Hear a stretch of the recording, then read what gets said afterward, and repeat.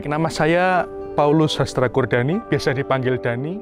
Terus saya berasal dari Paroki Santo Petrus Canisius, Wonosari, Gunung Kidul, Yogyakarta. Lalu saya anak terakhir dari 7 bersaudara. Lalu kemudian tahun 2005 saya masuk Seminari Menengah Santo Petrus Canisius Mertoyudan. Lalu pada tahun 2009 saya masuk ke novisiat Santo Stanislaus Kostka di Girisonta, Ungaran, Jawa Tengah. Halo teman-teman, perkenalkan nama saya Yohanes Hari Kristanto, biasa dipanggil Hari. Saya berasal dari Paroki Santa Bernadette Pangkal Pinang dari Pulau Bangka. Saya punya 1 adik, saya anak yang pertama. Saya masuk seminari Mertoyudan, lalu masuk novisiat tahun 2010. Berarti saat ini sudah 12 tahun. Begitu.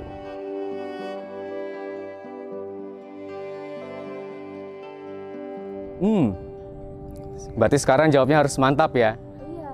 Siap atau tidak? Siap! Kalau soal persiapan ya, kalau dari pengalaman saya kesiapan atau disposisi siap itu berlangsung tidak hanya 1 minggu atau 1 bulan sebelum tahbisan, tapi sudah dimulai sejak jauh-jauh sebelumnya. Sejak saya mulai mengatakan ya pada panggilan Tuhan. Dan sejak saat itu proses persiapan, perkenalan pada pribadi Yesus sampai saya mengatakan ya itu dimulai. Pengenalan tentang siapa itu Yesus, apa pesannya yang ingin dia sampaikan, dan apa kehendaknya bagi hidup saya, itu proses itu dimulai. Dan sejak saat itulah sampai saat ini saya merasa dipersiapkan betul dalam proses formasi untuk mengatakan ya siap pada tahbisan. Karena pertama, sudah lama dan panjang perjalanan ini ya. Dan ketika lalu melihat-lihat lagi perjalanan itu penuh dengan sukacita.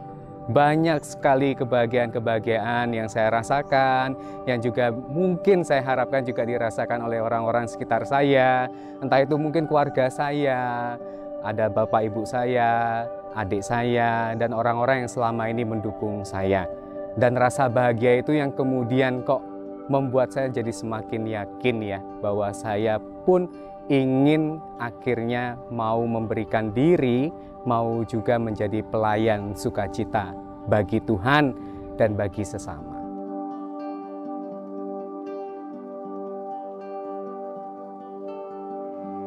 Oke, kalau tentang moto tahbisan bagi saya bermakna 2 hal.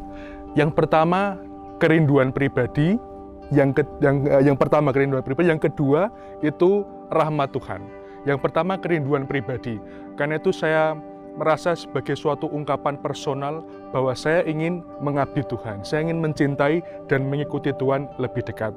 Dan dari proses pengenalan selama ini saya merasakan bahwa menjadi imam adalah sarana yang paling membawa saya kepada saya diciptakan, yakni untuk memuji dan memuliakan Tuhan. Dan yang kedua, bahwa tema imamat ini adalah sebuah rahmat Tuhan, karena saya menyadari bahwa kalau dari Dani sendiri mengusahakan semua itu tidak akan berhasil, tidak akan menghasilkan buah. Maka saya menyadari betul bahwa rahmat untuk mencintai dan mengikutinya lebih dekat adalah pemberian dari Tuhan sendiri. Maka yang pertama kerinduan, yang kedua adalah rahmat dari Tuhan. Sebenarnya tema lebih mencintai dan mengikuti Kristus sebagai sahabat itu pertama-tama ungkapan syukur ya. Itu betul-betul saya rasakan sebagai rahmat berharga yang saya alami sendiri, terutama sebagai seorang manusia yang biasa, manusia yang berdosa. Tetapi ini yang pertama, ini yang terutama, paling penting nih, berdosa tapi dicintai, berdosa tapi ditemukan kembali, dipeluk kembali, dirangkul kembali, dan saat ini dipanggil. Dipanggil untuk apa? Dipanggil untuk semakin mencintai, mengikutinya lebih dekat. Sebagai apa? Sebagai sahabat. Sahabat yang bagaimana? Sahabat yang mendengarkan dan jalan bareng.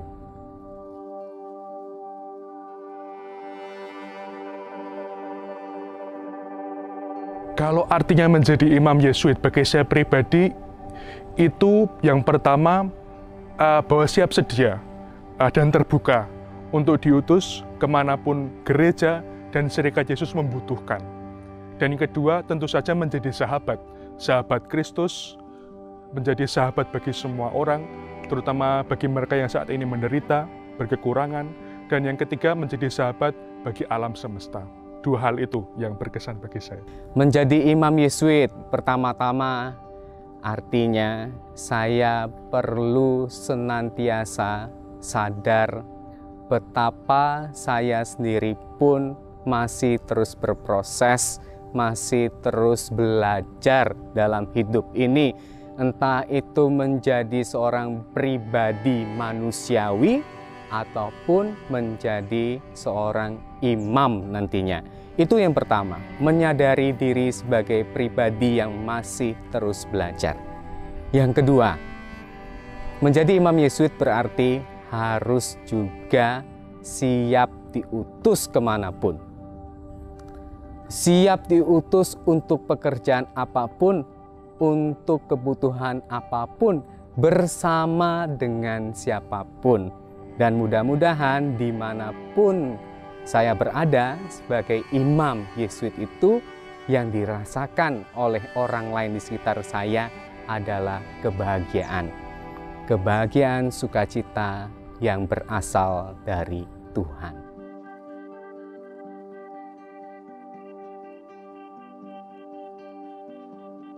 Halo teman-teman muda yang saat ini merindukan makna. Teman-teman, pernah nggak teman-teman itu ya, dalam suatu fase hidupnya, mungkin dalam suatu masa begitu ya, mengalami galau sekali, mengalami kesepian sekali. Tetapi suatu kali, mungkin lewat sapaan kecil, mungkin lewat senyum begitu ya, dari orang-orang di sekitar teman-teman, tiba-tiba teman-teman itu merasa plong begitu. Teman-teman merasa dihibur begitu. Bisa jadi. Mungkin itulah bentuk-bentuk kerinduan kita sebagai manusia. Kerinduan untuk menghadirkan diri sebagai sahabat bagi sesamanya. Kerinduan untuk senantiasa berelasi, punya hubungan dengan orang-orang di sekitarnya, ataupun dengan lingkungan hidupnya, dengan alam, dengan tanaman, dengan hewan peliharaan. Nah, relasi yang mendalam itu relasi yang kepada siapa kalau gitu? Relasi kepada Tuhan juga. Mungkin kegalauan kita, kerinduan-kerinduan kita itu adalah suatu bentuk ungkapan bahwa kita selalu terus-menerus berpikir dan juga mencoba mencari makna hidup. Nah, teruslah mencari makna hidup itu, teruslah berpetualang, dan jika tiba waktunya, jika sudah dirasa tepat, datanglah bergabung, jadi sahabat Tuhan, sahabat Kristus, sahabat serikat, atau menjadi Yesuit itu sendiri. Ya, ditunggu ya. Nah, bagi teman-teman semua yang mau atau tertarik untuk menjadi Yesuit, pesan saya ini: bukalah telingamu, bukalah hatimu lebar-lebar untuk mendengarkan apa yang Tuhan kehendaki atas hidupmu.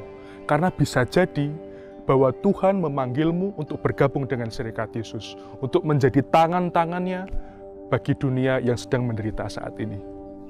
Terakhir nih, Ter. Masih semangat kan? Semangat.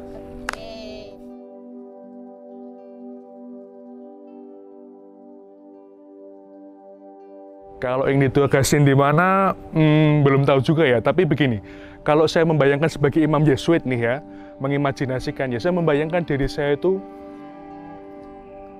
mewartakan sabda Tuhan di tengah orang-orang yang sederhana, orang-orang kecil, dan juga untuk mewartakan juga spiritualitas dan semangat Ignatian kepada semua orang, kepada anak-anak, kepada remaja, dan juga kepada orang-orang dewasa. Jadi itu gambaran saya. Oke teman-teman, saya ini anak dari orang tua yang pekerjaannya adalah guru. bapak saya guru, ibu saya guru, kemudian selama 12 tahun saya juga sebagai frater gitu ya. Kebanyakan perjalanan hidupnya itu sekolah, kuliah, dan sebagainya. Maka kok saya merasa akrab begitu ya dengan suasana sekolah. Tapi pertama-tama bukan sekolahnya begitu ya, bukan gedung sekolahnya, bukan sekedar sistemnya, melainkan pendidikan. Dan saya merasa sangat akrab dengan hal-hal yang terkait dengan pendidikan. Karena saya menyadari sungguh pendidikan sebagai salah satu sarana. Salah satu saja ya, salah satu saja dari sekian banyak sarana. Sarana untuk apa? Sarana untuk menemukan makna kehidupan. Sarana untuk mempersiapkan diri kita mencapai cita-cita kita, apa yang kita impikan. Dan di dalam pendidikan itu, saya sangat senang bertemu dengan orang-orang yang punya mimpi.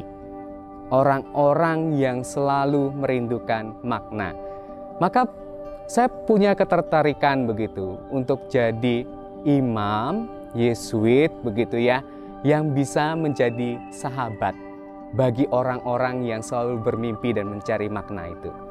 Mau jadi sahabat bagi mereka untuk mendengarkan, untuk juga jalan bareng dalam hidup ini.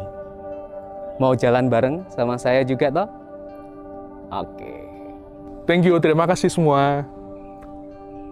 Masih ya.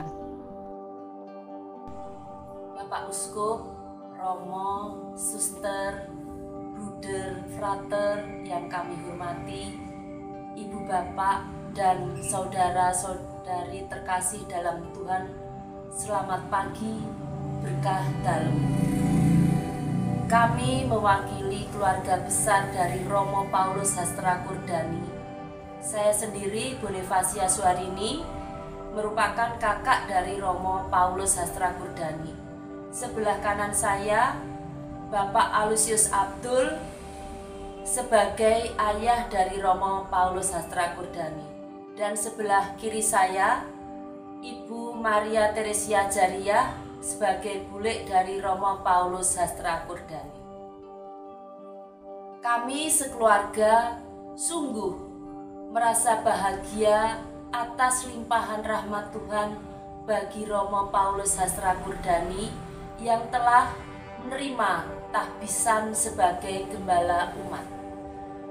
Keluarga mengucapkan terima kasih terutama kepada Tuhan Allah Bapa di surga yang telah memanggil Romo Paulus Hastra Kurdani dan mempercayainya sebagai gembala umat. Terima kasih juga kepada Romo, Suster, Bruder, Frater, Bapak Ibu, saudara-saudari terkasih yang telah membantu, mendukung, dan meneguhkan panggilan Romo Paulus Hastra Kurdani. Selanjutnya, kami mohon doa dari Romo, Suster, Bruder, Frater, Bapak Ibu, saudara-saudari bagi Romo Paulus Hastra Kurdani untuk selalu setia dalam panggilan dan melanjutkan tugas perutusannya, selalu mengasihi umat dan dikasih umat, semakin mengasihi Tuhan dan dikasihi Tuhan. Roh Kudus selalu menyertai Romo Paulus Hastra Kurdani. Amin. Terima kasih, berkah dalam. Selamat pagi, Bapak Monsinyur Robertus Rupiatmoko selaku Uskupan Semarang, juga kepada Romo Benediktus selaku provinsial, Romo Arya sebagai pimpinan di Kalsoni. Pada kesempatan ini saya adalah orang tua dari Romo Hari yang bakal ditabiskan hari ini oleh Monsinyur. Kami sebagai orang tua profesiat selamat pada Romo Hari yang telah mendengar sapaan Tuhan untuk menjadi seorang imam di bawah Kongregasi Serikat Yesus. Romo Hari, saya sebagai orang tua berpesan kiranya kaul kekal 3 macam kemiskinan, kesetiaan, selibat akan tetap terpatri dalam hati Romahari, sehingga panggilan ini bukan hanya hari ini ditabiskan, tetapi akan dihayati sampai seumur hidup. Untuk Serikat Yesus, kami sebagai orang tua sangat berterima kasih karena atas tempakan, didikan, binaan dari Serikat Yesus, akhirnya Romahari sanggup melalui perjalanan 15 tahun dalam pendidikan dan akhirnya hari ini menjadi seorang imam Yesuit. Selain daripada itu, kami juga bersyukur kepada seluruh umat yang hadir di sini, baik yang dari umat Kota Baru ataupun yang dari luar Kota Baru. Terima kasih atas dukungan yang begitu luar biasa hari ini. Romahari tidak panjang lebar, kami sebagai orang tua hanya ingin pesan sekali lagi, kiranya dimanapun Romahari nanti diberi tugas, dikaryakan oleh Serikat Yesus, kiranya bisa menjalankan tugasnya dengan baik. Tetap ingat pada ucapan kaul yang selama ini diucapkan, baik di depan uskup maupun di depan umat saat ini. Terima kasih, berkat dalam dan terima kasih sekali lagi.